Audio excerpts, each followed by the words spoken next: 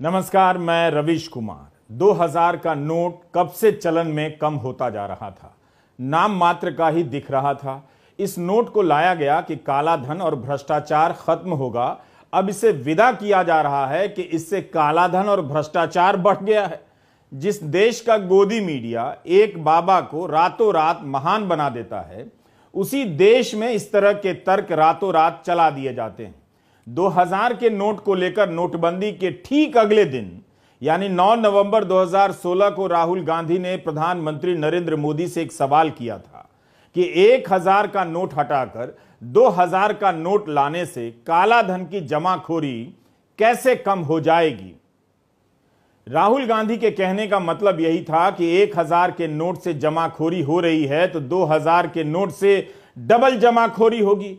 फिर यह नोट क्यों लाया जा रहा है? राहुल गांधी का मजाक उड़ाने वाले अब पूरे जोर शोर से उन्हें सही साबित करने में लगे हैं कि काले धन की जमाखोरी बढ़ गई थी, इसलिए 2000 का नोट वापस किया जा रहा है। आपसे इस वीडियो के जरिए बहुत दिनों बाद मुलाकात हो रही है। कारण आप जानते हैं। आप सभी की संवेदनाओं के लिए बहुत आभार। इस वीडियो को आप ध्यान से देखिएगा। खबरों और फैसलों के जरिए आपके साथ जो खेल खेला जाता है उसे समझने में मदद मिल सकती है। इतना बड़ा फैसला तब लिया गया जब प्रधानमंत्री विदेश में हैं। एक समय तो ऐसे फैसले की घोषणा प्रधानमंत्री ही किया करते थे। याद है ना, 8 नवंबर 2016 को अचानक टीवी पर आ गए और नोटबंदी का ऐलान कर दिया। इस बार यह फैसला रिजर्व बैंक ने सुनाया है। कोई प्रेस कॉन्फ्रेंस नहीं, वित्त मंत्री का कोई बयान नहीं आया, उस दिन ट्वीट भी नहीं आया। यह सब क्या बता रहा है? पटना से सुशील मोदी का बयान आ जाता है और वो भी अजीब अजीब तर्क दे देते हैं कि अमेरिका में $100 का नोट है तो भारत में 2000 का क्यों होना चाहिए? ये पहले नहीं पता था।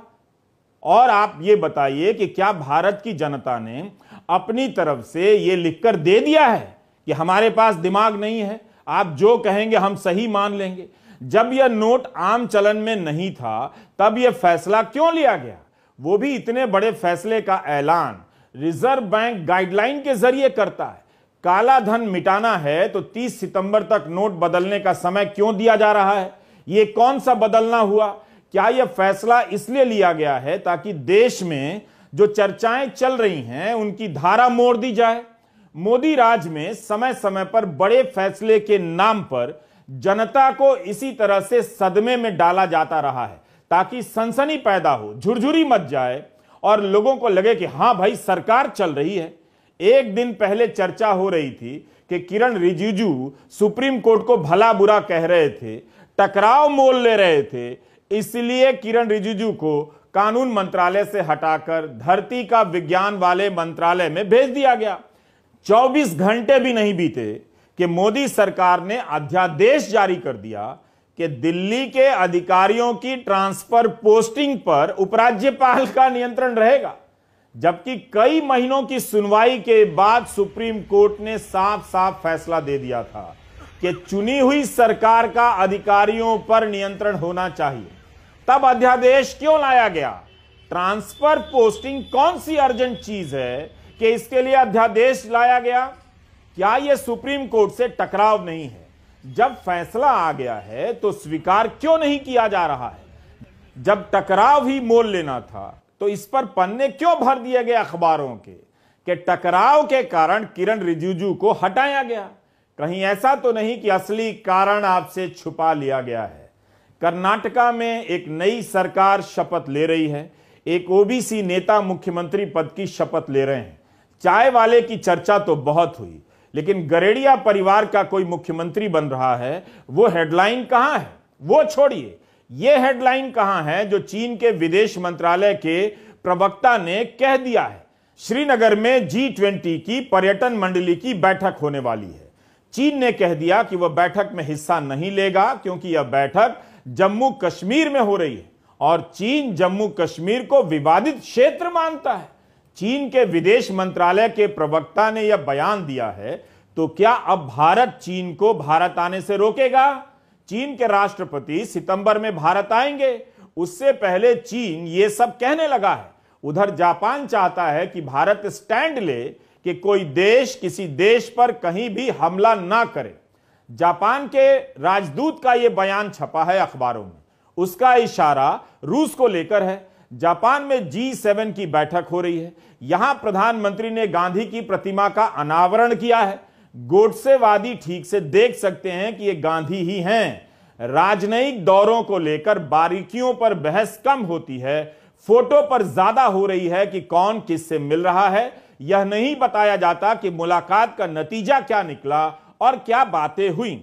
मैं इसे डीपी डिप्लोमेसी कहता हूं। डीपी डिप्लोमेसी का मतलब यह हुआ कि आप किसी देश के राष्ट्र प्रमुख के साथ फोटो खिंचा लें और उसे लेकर व्हाट्सएप की डीपी में लगा दें, इंस्टा पर डाल दें, ताकि लाइक्स मिलने लग जाएं और तारीफ होने लगे, लोग समझे कि प्रभावशाली लोग आपकी पहुंच में हैं। प्रधानमंत्री होने के नाते तो होंगे ही, लेकिन केवल फोटो पर ही जोर हो इतने बड़े देश के लिए शोभा नहीं देता। मैं मुद्दे से भटक नहीं रहा हूं। मुझे पता है कि यह वीडियो 2000 के नोट वापसी पर है, लेकिन इन संदर्भों से यही बताना चाह रहा हूं कि कैसे हेडलाइनें बनती हैं और कैसे लाइनें तय होती हैं। श्रीनगर की बैठक में चीन का नहीं आना यह कोई मामूली बात नहीं है। जिस कश्मीर में आज तक पता नहीं चला, आज तक, कि 2019 में किसके बुलावे पर यूरोपियन यूनियन के कुछ अजीबोगरीब सांसद कश्मीर का दौरा कर गए, तब जब विपक्ष को भी वहां जाने से रोक दिया गया था। कोई माडी शर्मा थी, उनके बुलावे पर यह सांसद श्रीनगर आ गए। उन माडी शर्मा का आज तक पता नहीं चला कि यह कौन है, जैसे आज तक पता नहीं चला कि नोटबंदी का असली लाभार्थी कौन है। आप तो हैं नहीं, आपकी तो मेहनत की कमाई सड़कों पर गोबर हो गई, तो इस फैसले का कोई तो लाभार्थी होगा। माडी शर्मा को खोज सकते हैं तो बुलाकर पूछ लीजिए। एस जयशंकर विदेश मंत्री चाहें तो अंग्रेजी में ही बता दें कि माडी शर्मा कौन थी। अब आपको पता चला कि रवीश कुमार ऑफिशियल देखने से आप किस तरह से जागरूक बनते हैं। आपकी जेब काट ली गई, मैं यही बता रहा हूं। याद दिलाने से बातें चुभती हैं। हमने बस इस बात को लेकर संदेह किया है कि अचानक 2000 का नोट बदलने का, वापस लेने का फैसला क्यों लिया गया। क्या इसलिए कि आप जिन चीजों को लेकर बात कर रहे थे उन्हें वहीं छोड़कर इस तरह से तथाकथित और अतार्किक बड़े फैसले में उलझ जाएं और मजबूत नेता की तस्वीरें देखने लग जाएं। अतार्किक और तथाकथित इसलिए कहा कि इस 2000 के नोट से काला धन खत्म करने का दावा किया जा रहा था और अब इसे इसलिए वापस लिया जा रहा है कि काला धन बढ़ गया है इसी से। तो क्या मोदी राज ने अपना असर खो दिया है? अगर मोदी राज दिन ब दिन ठोस काम कर रही थी, बेईमानी पर नजर रख रही थी, तब काले धन की जमाखोरी इतनी कैसे बढ़ गई कि 2000 का नोट ही वापस लेना पड़ रहा है? अभी कर्नाटका के चुनावों में भ्रष्टाचार के मुद्दे पर कौन हारा? बीजेपी हार गई। उस पर 40% कमीशन खोरी का आरोप लगा और जनता ने प्रधानमंत्री मोदी की ईमानदारी पर भरोसा नहीं किया। आपको एक घटना की याद दिलाता हूं। 8 नवंबर 2016 को नोटबंदी का ऐलान हुआ। उसके 5 दिन बाद प्रधानमंत्री कर्नाटका के बेलगावी में सभा कर रहे थे।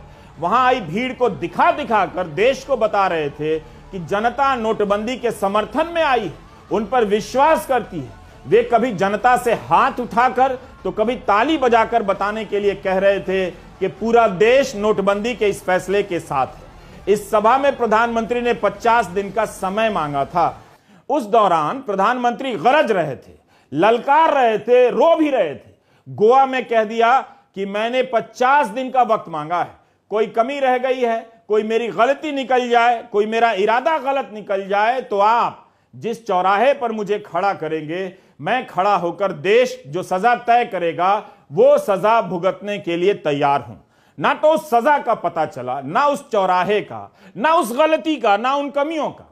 क्या प्रधानमंत्री की ऐसी भाषा होनी चाहिए थी? मगर तब आप जनता जोश में थे, लगा कि वाह क्या बात है। अब बताइए कि कौन सी कमी रह गई है, कौन सी गलती हो गई कि आप 2000 का नोट छापकर फिर उसे वापस ले रहे हैं। और रही बात सजा की, तो प्रधानमंत्री तो विदेश दौरे पर हैं, सजा आप काटेंगे बैंकों में लाइन लगकर। Do you get my point? नेता को पता है कि जनता भोली भाली है, इसलिए लोगों से कहा गया कि आप केवल हाथ उठाकर या ताली बजाकर इसका स्वागत कीजिए। यह फैसला राजनीतिक फैसलों के इतिहास में एक बुरा लेकिन मील का पत्थर बनकर जीवित रहेगा कि जनता को मूर्ख बनाया जा सकता है और जनता मूर्ख बन सकती है।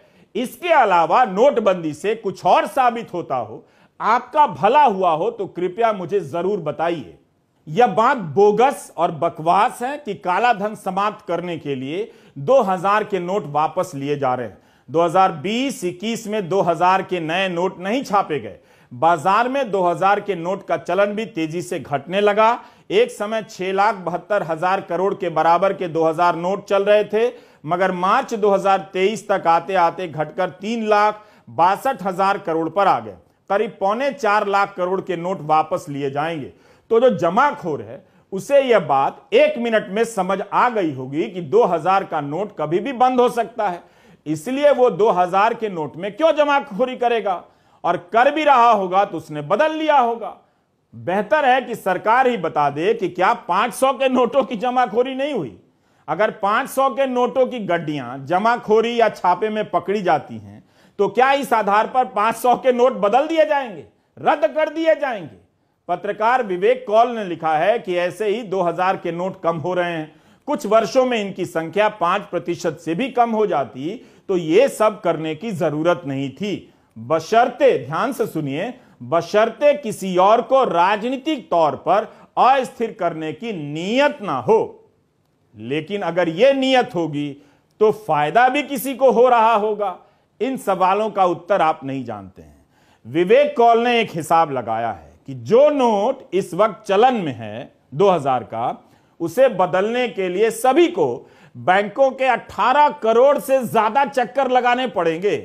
पत्रकार एम.के. वेणु ने लिखा है कि जिनके पास 2000 के 2 करोड़ रुपए होंगे, उन्हें अपना नोट बदलवाने के लिए 1000 बार बैंक जाना पड़ेगा, वो भी 130 दिनों के भीतर। काश मेरा भी गणित इतना अच्छा होता कि इस तरह के हिसाब खुद से निकाल लेता। एक बार फिर से बैंकों के कैशियर के पसीने छूटने वाले हैं। और एक बात, जनता के साथ इससे बड़ी बेईमानी और उसका अपमान नहीं हो सकता कि हर 2000 के नोट को काला धन कह दिया जाए। बहुतों की मेहनत की कमाई भी है।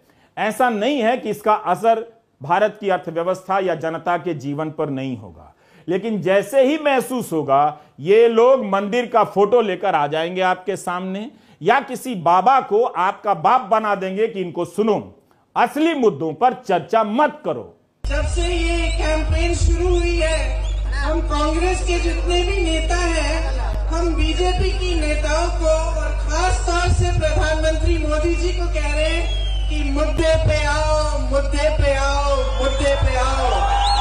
तो जब मैंने देखा मूड बिजली से आते हुए कि चुनाव में शायद पहली बार के लिए प्रधानमंत्री जी महंगाई, विकास और आपके जो मुद्दे हैं उस पर चर्चा कर रहे थे, तो मैं बहुत खुश हुई। आते आते अपना फोन देख रही थी, फिर से न्यूज देखी और लो भाई फिर से पटरी से उतर गए।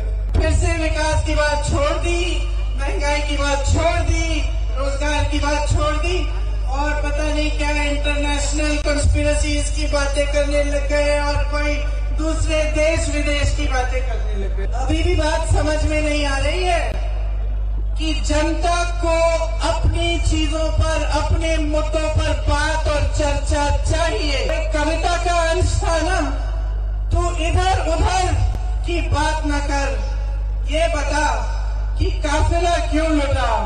मुझे रहजलों से गिला नहीं, तेरी रहबरी का सवाल है।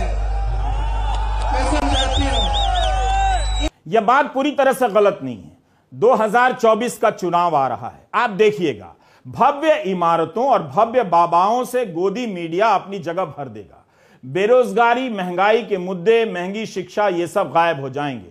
आपके जीवन में क्या बदलाव आया इन 10 वर्षों में, इस पर चर्चा नहीं होगी। कोई बाबा ललकार रहा होगा कि हिंदू राष्ट्र बनेगा, बल्कि यह काम अभी से शुरू हो गया है। काला धन पकड़ना मकसद होता तो इस तथाकथित ईमानदार सरकार के रहते इस तादाद में काला धन का निर्माण ही नहीं होता कि इससे बचने के लिए नोट को ही वापस लेना पड़े। क्या इस सरकार के पास यही एक रास्ता बचता है? आप भूल जाते हैं, लेकिन मैं याद दिला देता हूं। 2015 में मोदी सरकार ने एक कानून बनाया। इस कानून के तहत काला धन वालों को छूट दी गई कि 1 जुलाई से 30 सितंबर के बीच जो अपने अघोषित आय की घोषणा कर देगा उस पर 45% टैक्स दे देगा, काले को सफेद बनाकर घर चला जाएगा। 2019 में इसमें एनआरआई को भी जोड़ दिया गया। काला धन वालों के खिलाफ सख्ती का नाटक करने वाली सरकार मेहरबानी भी करती है, कुछ देकर बाकी ले जाओ, उन्हें सफेद करने का मौका भी देती है। बुझ गए कि नहीं बतवा हमार। गोदी मीडिया इसे भी मास्टर स्ट्रोक बता देगा। उसे अपने मास्टर का हीट स्ट्रोक भी मास्टर स्ट्रोक लगता है। बैंक के कैशियर और पेट्रोल पंप के मैनेजर की हालत खराब होने वाली है। नोटबंदी के बाद कई कैशियरों ने मुझे बताया था कि इतने नोट आ गए कि उन्हें गिनने के लिए मशीनें कम पड़ गईं, उनसे गलतियां हुई। कईयों ने अपनी जेब से उस नुकसान की भरपाई की। मुमकिन है बैंकों ने इस बार पूरी तैयारी कर ली होगी, उनके पास मशीनें पर्याप्त होंगी। पता चला कि पेट्रोल पंप का मैनेजर बैंकों के चक्कर लगा रहा है। इस फैसले को सामान्य बताया जा रहा है, लेकिन कब नोट बंद हो जाए, कब चालू हो जाए, क्या इससे भारतीय रुपए की विश्वसनीयता पर असर नहीं पड़ता होगा? जिन लोगों ने 2000 के नोट में दहेज लिए हैं वे अपना देख लें। दुल्हन की विदाई बाद में कीजिएगा, पहले इस सामाजिक काला धन को निपटा लीजिए। यही नहीं, 2000 के नोटों की छपाई पर रिजर्व बैंक ने जो सैकड़ों करोड़ रुपए खर्च किए होंगे वो भी तो पानी में बह गए। अभी वापस करने में भी आपका भी पैसा खर्च होगा, बशर्ते आपके पास बिना पेट्रोल के बैंक पहुंचने की कोई टेक्निक आ गई हो। इसका असली असर क्या है? इसका असली असर मेरे ख्याल से ये एक राजनीतिक इसमें मोटिवेशन है। मेरे हिसाब से कर्नाटक के इलेक्शन के बाद जिस तरह बीजेपी की हार हुई और जिस तरह करप्शन का वहाँ इशू बना, तो शायद मोदी जी ये सिग्नल देना चाहते हैं कि वो अभी भी भ्रष्टाचार और करप्शन पे पूरी तरह हावी हैं। और इससे मोदी जी एक तीर से कई निशाने लगा रहे हैं उस पर। अब सितंबर के बाद कई इलेक्शंस आ रहे हैं कई राज्यों में, छत्तीसगढ़, मध्य प्रदेश जो बड़े राज्य, राजस्थान, उस पर इसका असर पड़ सकता है क्योंकि आपको सबको पता है कैश का इस्तेमाल होता है। और अब बीजेपी, जहाँ तक बीजेपी रूलिंग पार्टी का सवाल है, इनको तो 90% इनका जो पैसा तो इलेक्ट्रल बॉन्ड्स के जरिए बैंकों से आता है, तो उन पे ज़्यादा असर शायद ना हो, अपोजिशन पे ज़्यादा हो सकता है क्योंकि कैश वहाँ ज़्यादा इस्तेमाल शायद होता हो। और दूसरा मैं कहूँगा अर्थव्यवस्था पे आम आदमी पे इतना असर नहीं होगा, लाइनों में नहीं लगना पड़ेगा, मगर जो कुछ उद्योग हैं जो जैसे रियल एस्टेट सेक्टर, जहाँ पे अभी भी ब्लैक मनी का बहुत इस्तेमाल होता है। अभी भी आप हिंदुस्तान में कहीं भी घर खरीदने जाएं, किसी भी शहर में करीब 40% आपको ब्लैक पे देना पड़ता है, या अगर खरीद रहे हैं तो, या बेच रहे हैं तो लोग आपको ऑफर करते हैं। तो ये जो पैसा है ये किस तरह वापस आएगा बैंकों में, क्योंकि एक्सचेंज करने के लिए एक लिमिट लगा रखी है 20,000 रुपए की। जब नोटबंदी हुई तब शक्तिकांत दास आर्थिक मामलों के सचिव थे, अब रिजर्व बैंक के गवर्नर हैं। यह संयोग है या प्रयोग है? इसी साल 3 जनवरी को सुप्रीम कोर्ट का नोटबंदी पर फैसला आया। कोर्ट के 4 जजों ने नोटबंदी को सही माना, मगर एक जज ने इससे असहमति जताई।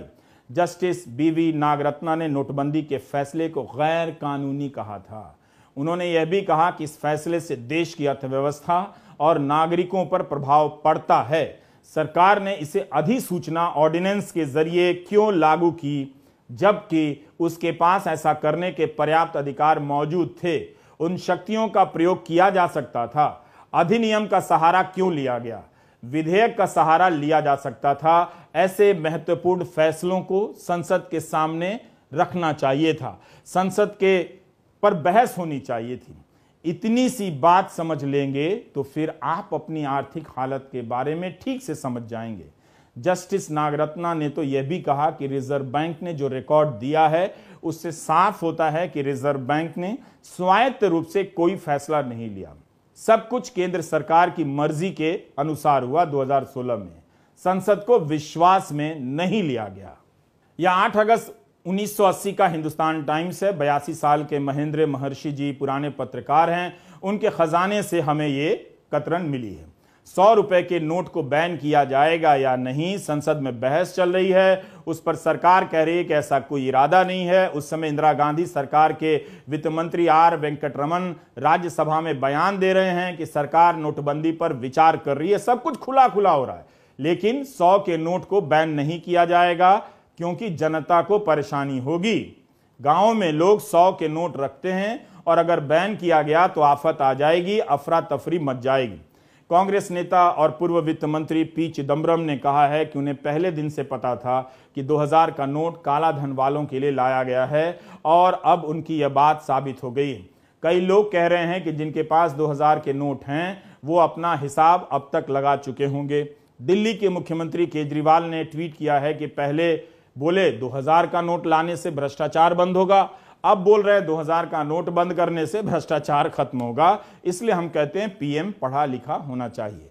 2000 के नोट का संबंध भारत की पत्रकारिता के गटर में बह जाने से भी है। एक चैनल के 2 एंकर हैं जिन्हें इस नोट में कोई चिप दिखाई दे रही थी, जीपीएस टाइप की। इस तरह से लोगों को बेवकूफ बनाया गया। 2000 के नोट की वापसी नोटबंदी नहीं है, यह सबको पता है। 30 सितंबर तक आप इसे इसके जरिए खरीद बिक्री कर सकते हैं। बात आपकी परेशानी की नहीं है, बात उस राजनीति और कुतर्कों के भंवर की है जिसमें आपको डाला गया था। बैंक की लाइन में कोई काला धन वाला मिलेगा तो उसे हेलो जरूर कहिएगा। वैसे एक समाचार और है, दिव्य भास्कर अखबार ने छापा है। प्रधानमंत्री का गृह जिला है मेहसाणा। यहां से 3 महीने में 2600 लोग विदेश चले गए। 2600। ऐसा लगता है हर कोई भारत छोड़ देना चाहता है। गुजरात में इतना विकास हो गया होता तो लोग विदेश क्यों भागते? प्रधानमंत्री विदेश गए हैं, आने पर यह सवाल उनसे पूछ लीजिएगा। नमस्कार, मैं रविश कुमार।